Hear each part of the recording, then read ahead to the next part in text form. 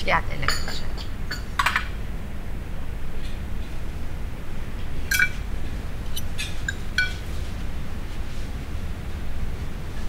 Oh.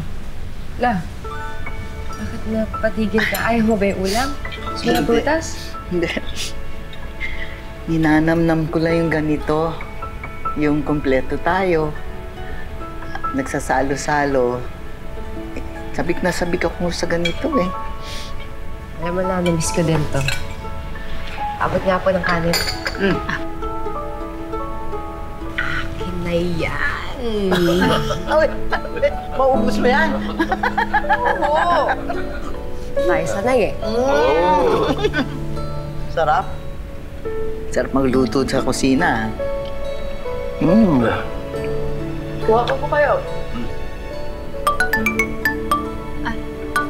Sandali lang, may tumatawag sa akin galing sa headquarters. Nako.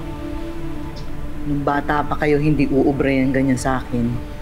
Hindi dapat pinaghihintay ang pagkain. Kising naman. Noon pa yun. Iba na ngayon.